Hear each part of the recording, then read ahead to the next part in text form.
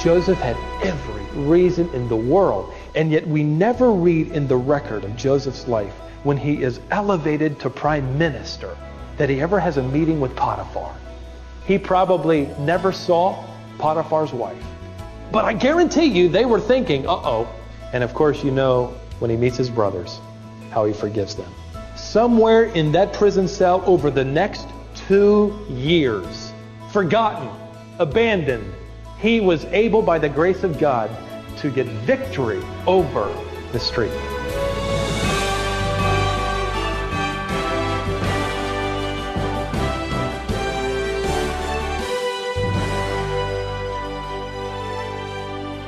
Joseph tried to do the right thing. As a slave in Egypt, he resisted the advances of his owner's wife and chose to be faithful to God. But even though he did the right thing, he wound up in jail. As Christians, we know that God is always with us and always faithful to us. But honestly, sometimes he brings us through circumstances that don't make sense to us. We might even wonder if God's turned his back on us. This is Wisdom for the Heart with our Bible teacher, Stephen Davey. Stephen's working through a series on the life of Joseph called God Meant It for Good. Today's lesson is entitled, Nobody Loves Me, This I Know. We left Joseph in Egypt. He was in a strange land and yet had an incredible work ethic where he decided, even though he was in a foreign land, even though he was where he did not want to be, abducted, betrayed there by his brothers, he decided that instead of throwing his job, instead of, in a sense, sabotaging the effort there in Egypt, he was going to do his best. He would serve God in the house of Potiphar. If you were with us, and I'm sure the story is familiar even if you weren't, he was approached by Potiphar's wife, and he refused, and we studied the principles of saying no to temptation. And as a result of saying no, as a result of doing what was right, as a result of being godly, God rewarded him. Well, we wouldn't look at it that way. If we could remove ourselves 30 years down the road, we would say that was God's design in how he responded to Joseph's obedience. But Joseph, you remember, responding to something sinful in a right way was, in effect, rewarded with imprisonment. That's where we left him. Let's take it up with chapter 39 and verse 19. Now it came about when his master heard the words of his wife, which she spoke to him, saying, "This is what your slave did to me," that his anger burned. Joseph's master took him and put him into the place where the king's prisoners were confined, and he was there in jail. But the Lord was with Joseph. That is the 7th time that phrase appears, and you ought to underline that in your text. He was with Joseph at the beginning of the chapter when he was prospering, when he was being promoted. He was with Joseph in the prison. The Lord was with Joseph and extended kindness to him and gave him favor in the sight of the chief jailer. And the chief jailer committed to Joseph's charge all the prisoners who were in the jail, so that whatever was done there, he was responsible for it. The chief jailer did not supervise anything under Joseph's charge because the Lord was with him. And whatever he did, the Lord made to prosper. An incredible story as Joseph is falsely accused and permanently imprisoned. Make no mistake, he's there for life. He'll die there. In fact, the literal translation of the Hebrew word prison is the hole. It was a pit. It was a dank, dark, stench-filled room with perhaps 2 or 3 other key political prisoners. And that's where Joseph is shackled. They've discovered, the archaeologists, similar prisons in the deserts of Egypt among many discoveries, and they have found holes or pits where they would place prisoners, and they would have a brace that would go around the neck, imprisoning or shackling that person to a pillar, and then his ankles also would be shackled. That's what Psalm talks about, one of the Psalms, when it talks about his neck and his feet being in irons. And so Joseph begins, not with a responsible position in prison, he begins by being shackled to a stone pillar, his neck and his ankles, standing for he does not know how long. The key phrase, as you well know, and I've already mentioned it, is that the Lord was with him. And the Lord had another design. The Lord wasn't about to let Joseph rot in the prison, although for some that has been the case. For Joseph it wasn't. Something unusual happens. He gives Joseph favor in the captain of the guard's servant's eyes, so that he's promoted. What that promotion is now is not taking him out of the hole. What that means is he is released from the fetter, and now he serves the other prisoners. Not much of an improvement when you think of it that way. But yet I'm sure to him it was a great improvement, because no longer is his neck in an iron brace. But he will now serve. As I was thinking of this, obviously the application is mistreatment that he is facing, unjustified. He is betrayed. He is accused of doing something he has never done before. Obviously we also, to no degree such as this, but we also face mistreatment. And I want to give you 3 ways. The first way, of course, that we face mistreatment is from people. There are a number of biblical illustrations of mistreatment by people. You could go to Nehemiah, as we often do, because he's a classic illustration of someone who continues to do the will of God, even though mistreated, even though accused. We would also, of course, face mistreatment from family. And, of course, the logical extension or the extreme of that would be abuse. Perhaps you have come from an abusive home. Sometimes we can be mistreated by people we love. And I'm sure if we consider Joseph's story, he also faced mistreatment, obviously, by his brothers. The third would be from friends. And I think this hurts as much as from family, especially close friends. I think of the rejection that Paul faced and felt when Demas, you remember 2 Timothy chapter 4, verse 10? Paul writes, and you can almost hear the agony in his voice as he says, the word forsaken could be translated left in a lurch, abandoned. And with that comes the idea of Paul being in a state where the battle really gets hot, where he really begins to need help and support, like we all do. The implication is, at that point in time, Paul says, Demas left me in the lurch. Demas abandoned me. Those are common forms of mistreatment. Now notice that Joseph is temporarily befriended and divinely inspired. Let's take a dive now into chapter 40. Then it came about after these things that the cupbearer and the baker for the king of Egypt offended their lord, the king of Egypt. There have been volumes on just this first verse, but let me share with you the top of what I have learned. The cupbearer could be translated, because of the definite article, the cupbearer. This is the chief of the cupbearers. This isn't just a baker. This is the baker. This is the chief of the bakers. There were perhaps dozens, if not hundreds, of bakers and those that kept that palace thriving, preparing the foods. And it's interesting, and many have implied, that because the cupbearer, who was responsible to hand the king the cup, he would be the one responsible for taking a sip of what he would drink and then give it to the Pharaoh. If he keeled over after 30 seconds, of course the Pharaoh wouldn't drink. If he survived, then the Pharaoh would drink. So he was a very responsible person, because if anybody wanted to assassinate the Pharaoh, slip a little cachet of poison in there, he'd fake it, and then he'd give it to the king, and goodbye king. This was perhaps one of the most trusted men in the kingdom. You remember another individual who was the cupbearer? Who? In the Old Testament, a whole book. He was the cupbearer to Artaxerxes. Nehemiah. Nehemiah was perhaps the most trusted person to Artaxerxes. His very life depended on that man. It's interesting as well that the cupbearer was, in a sense, in agreement with the priests. They have discovered now so much information that makes conclusive that the Pharaoh was not allowed intoxicating drink. In fact, the priests prescribed what the Pharaoh could drink. The cupbearer would make sure that the Pharaoh got only what had been prescribed. He would carefully make sure it wasn't poisoned, and also make sure it fit the regulation. Very responsible individual. Well, because the cupbearer and the baker are both thrown into prison at the same time, what does that make you think? Implication is, these guys had something going. Perhaps had been hired by assassins. Perhaps someone had slipped poison into the food.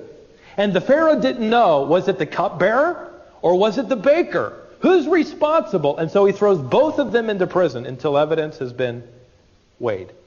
Perhaps that's what they're waiting for. Let's go to the next verse. And Pharaoh was furious with his two officials, the chief cupbearer and the chief baker. So he put them in confinement in the house of the captain of the bodyguard, in the jail, the same place where Joseph was imprisoned. And the captain of the bodyguard put Joseph in charge of them. That is, in that dank little cell, Joseph will now serve them. It's humiliating enough to be a slave, but now in effect, although he's loosened, he is a slave to criminals. He will take care of them. They were in confinement for some time. Now note verse 5. Then the cupbearer and the baker for the king of Egypt, who were confined in a jail, both had a dream the same night, each man with his own dream, and each dream with its own interpretation. When Joseph came to them in the morning, he observed them. Behold, they were dejected or depressed. And he asked Pharaoh's officials who were with him in confinement in his master's house, "Why are your faces so sad today?" Volumes have been written on that as well. Obviously, Joseph is a very caring, sensitive individual. Even though he is imprisoned, he is still concerned enough to ask these two men, who are prisoners as well, "What's bothering you? Share it with me. Maybe I can help." An unusual character. Verse 8, when they said to him, "We have had a dream, and there is no one to interpret," then Joseph said these startling words. "Do not interpretations belong to God? Tell it to me, please."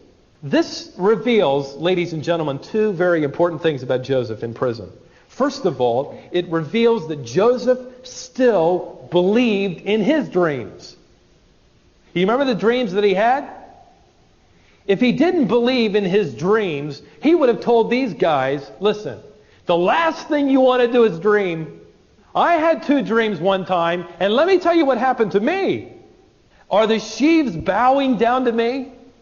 Forget the dreams, guys. It reveals that Joseph still in his heart believed that God had given him those dreams and they would come true. The second thing, obviously, this reveals that he had not abandoned God, which is incredible. Do not interpretations belong to God? I want you to know that even though I was obeying him, even though I was doing what was right, even though I was a trusting follower of his law, he's thrown me into prison, and yet I still trust him. I still obey. Let's read on and see what happens. So the chief cupbearer, verse 9, told his dream to Joseph and said to him, "In my dream, behold, there was a vine in front of me, and on the vine were 3 branches. And as it was budding, its blossoms came out, and its clusters produced ripe grapes. Now Pharaoh's cup was in my hand, so I took the grapes and squeezed them into Pharaoh's cup, and I put the cup into Pharaoh's hand." This again would be evidence to the rabbit trail I was on a few minutes ago. Verse 12. Then Joseph said to him, "This is the interpretation of it. The 3 branches are 3 days. Within 3 more days, Pharaoh will lift up your head and restore you to your office. And you will put Pharaoh's cup into his hand according to your former custom when you were his cupbearer." Now, verses 14 and 15 are interesting. Note them well, because Joseph is absolutely human. He says, "Only keep me in mind when it goes well with you, and please do me kindness by mentioning me to Pharaoh, and get me out of this prison, this hole. For I was in fact kidnapped from the land of the Hebrews, and even here I have done nothing that they should have put me into the dungeon." In other words, Joseph is saying, listen to my story now. And when you get out, please, note the word, put a good word into the Pharaoh's ear for me. And I'm going to mention this again as we get to application, is how God is developing in him a very important principle that needs to be in our lives as well. Let's go on to verse 16. When the chief baker saw that he had interpreted favorably, he said to Joseph, "I also saw in my dream, and behold, there were 3 baskets of white bread on my head. And in the top basket there were all sorts of baked food for Pharaoh, and the birds were eating them out of the basket on my head." Then Joseph answered and said, "This is the interpretation. 3 baskets are 3 days. Within 3 more days, Pharaoh will lift up your head," note, "from you." It's a big difference. He's going to be beheaded, "and will hang you on a tree, and the birds will eat your flesh off you." First of all, note the character of Joseph. I wondered if he made sure he was far enough away from the leash of this guy before he gave him the interpretation. He measured how far he would have to run. But yet, unseemingly, Joseph, without even blinking an eye, simply says, "This is the interpretation." What a powerful statement to everybody today who speaks, who teaches the Word. Because we have not only the message of the cupbearer, that's great news. There is heaven. There is forgiveness. There is rejoicing. We also bear with us the message of the baker. There may be judgment. There may be death. And Joseph, interpreting the Word of God, gave them both. Now this is incredibly important because in that day, you note, in Egypt, they embalmed the bodies. Why is that? Because in their religious system, the preservation of the body was essential for life after death. And so you wanted to make sure that they really took good care of your body because you would come back and inhabit it in the next life. That's why they developed this tremendous process of embalming bodies. You'll notice that the judgment here is really severe in Egypt. Verse 19. They'll not only behead you, but they will take your body, what's left, and they'll impale it to a tree. And birds will come and eat the flesh off your body. Thus he knew there was no chance for life after death, being a pagan. He faced severe judgment. Now Joseph is potentially rescued, and yet he is tragically forgotten. Look at verse 20.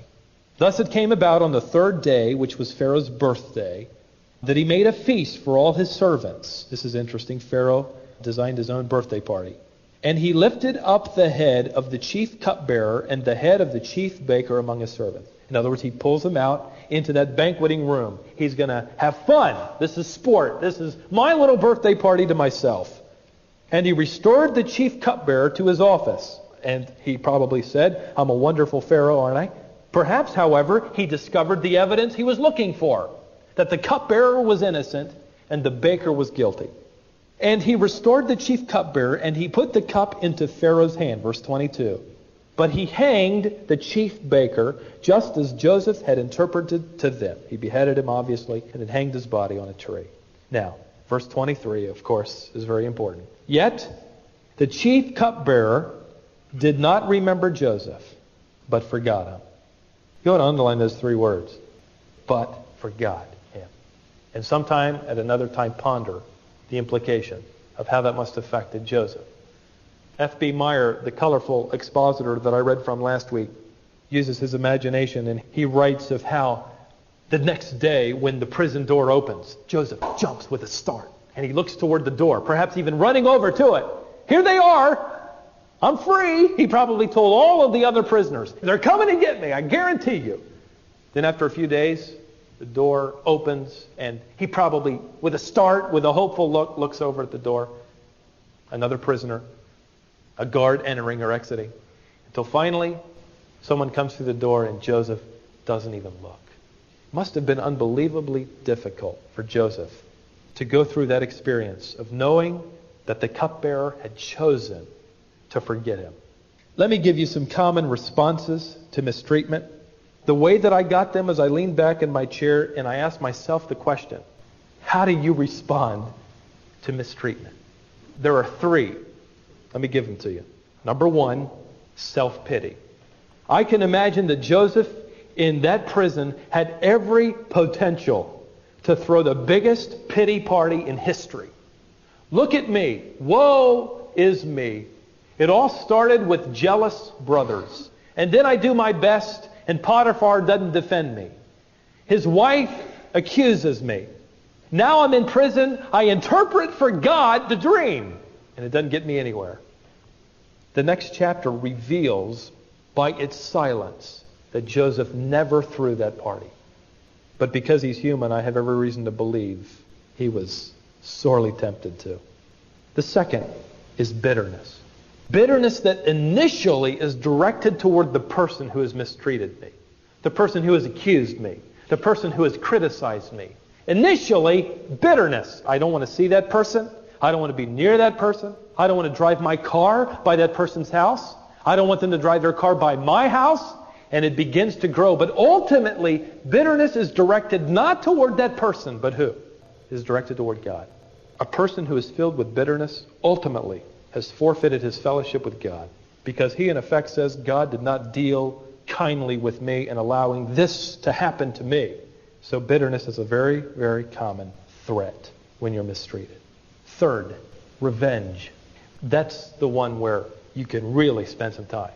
You envision that person's face on the wall of your kitchen, or in your study or office, on the driveway when you pull up into your garage. Joseph had every reason in the world, and yet we never read in the record of Joseph's life when he is elevated to prime minister that he ever has a meeting with Potiphar. He probably never saw Potiphar's wife. But I guarantee you they were thinking, uh-oh.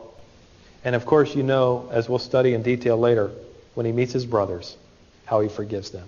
Somewhere in that prison cell over the next 2 years, 2 years, forgotten, abandoned, he was able, by the grace of God, to get victory over mistreatment. Can I suggest to you, by way of application, several things? Let's tie this together and bring it home. I think there are ways that we open ourselves up for mistreatment, or the ill effect of mistreatment. We call them perhaps letdowns. Let me give you two. First of all, misplacing our trust. Misplacing our trust. Joseph really opened himself up because in verses 14 and 15, he tells this man, you be my savior, in a sense. You give the word. You get me out of here. And God would teach him over the next 2 years, if you get out of here, it will be by me.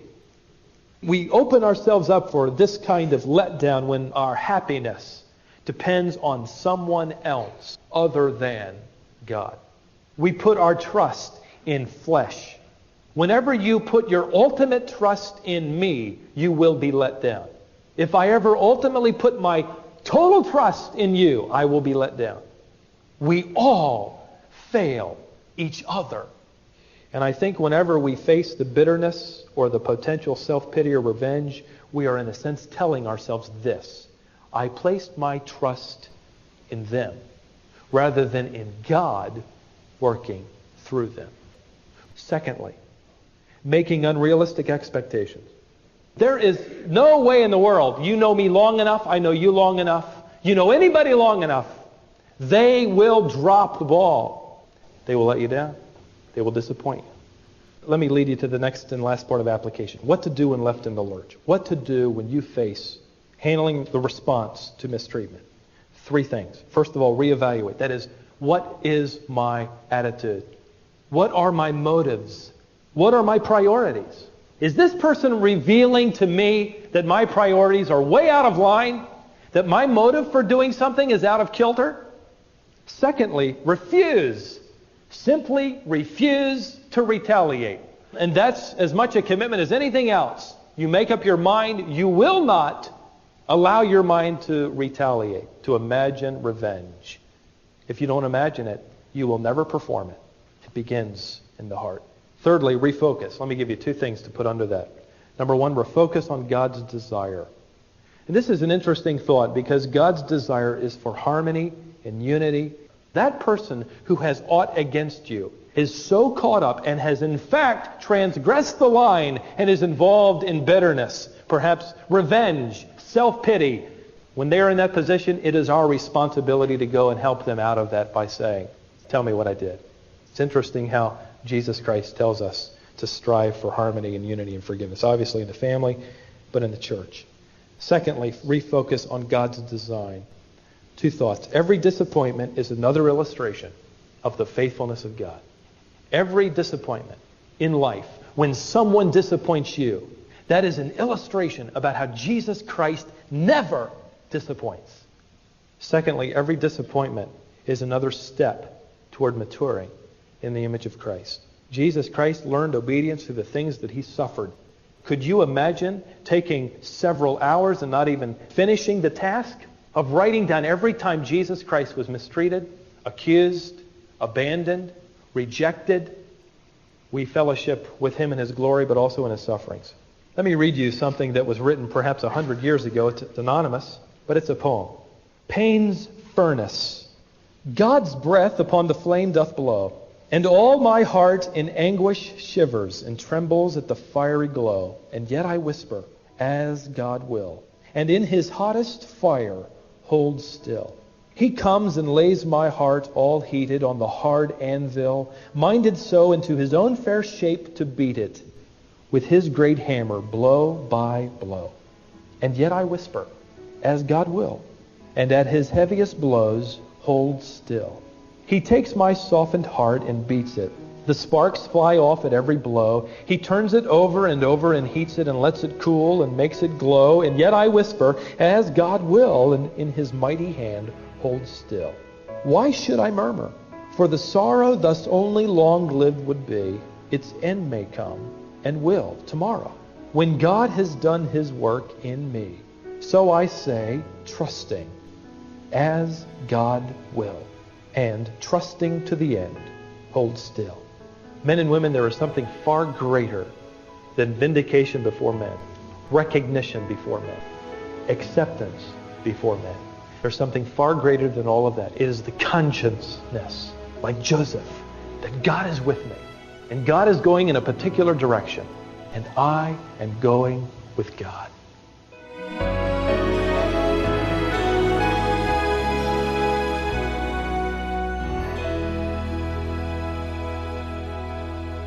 The desire to obtain the vindication, recognition, and acceptance of other people is a very real temptation.